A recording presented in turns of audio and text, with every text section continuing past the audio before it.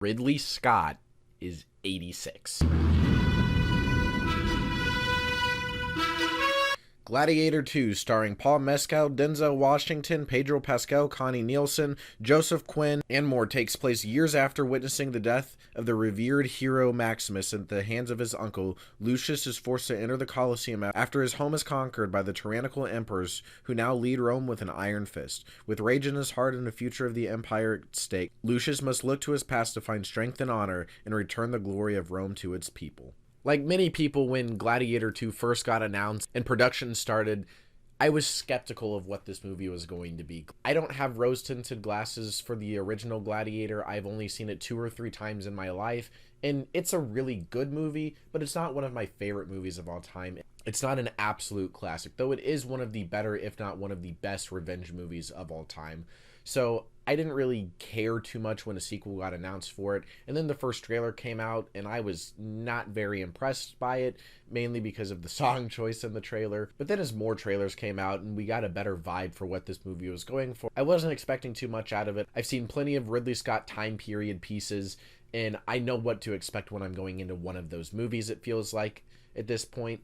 And Gladiator 2 isn't much different from any of those, but that's not a bad thing. I don't necessarily hate most of Ridley Scott's other time period pieces, like Napoleon and The Last Duel. Those are his 2 most recent pieces, but Gladiator 2 stands out above those 2 because of the original, and because it's probably the most fun out of all 3 of those movies. I don't necessarily think that this movie has too many messages or too many really deep themes rooted in it, and I know that Ridley Scott was probably going for a few things, but the story for this movie doesn't really work, but at the same time, you don't care, because you see naval ships in the Colosseum with shark-infested waters. I don't know what else to tell you. It's just awesome.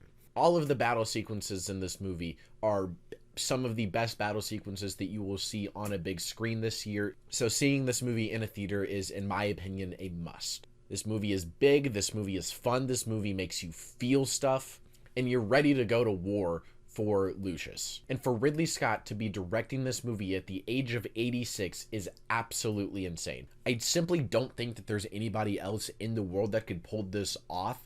This entire movie, the fact that he pulled it off is insane. And the fact that he did it at the age that he is even more bizarre, because the set design and everything that they orchestrate in this movie is done so incredibly beautifully, and it just shows you how much Ridley Scott has just perfected his ability to make movies, and to make them quick too, because we've had a Ridley Scott movie almost every year for the past 5 years. Now, it's going to be extremely hard to dance around spoilers, but like I mentioned, this movie is, while it's super fun, the plot of it and the story of it don't really work. It doesn't really make too much sense. I think Ridley Scott just wanted an excuse to go back to the Colosseum and do some of the things that he wasn't able to do with Gladiator 1. And again, that's fine, but trying to follow the story of this movie is a convoluted mess. Denzel Washington delivers a fine to good performance, but his character just really doesn't make much sense at all. The decisions that he makes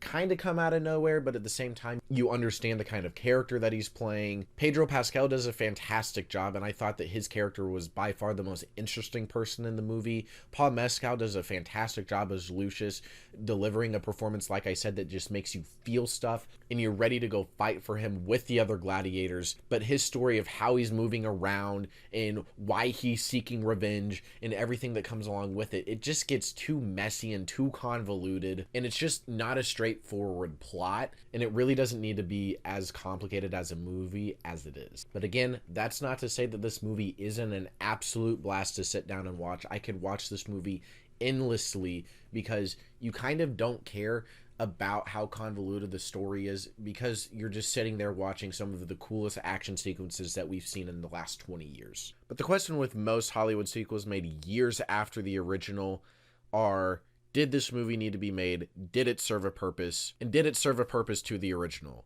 Gladiator 2, while I don't think it necessarily made the original better or too much worse, again, I can't get into too many spoilers there, I think that this movie serves a purpose And that's just that it's going to be a fun time at the theaters for everybody, and it doesn't diminish what was done in the original. So giving Gladiator 2 a final ranking, I'm going to give it a solid 3.5 out of 5 stars. You can find my rating for Gladiator 2 and many other movies in my letterbox. Link to follow me over there down in the description below. Make sure to like and subscribe as well. Let me know what you thought of Gladiator 2 down in the comments below, and we will see you in the next movie review.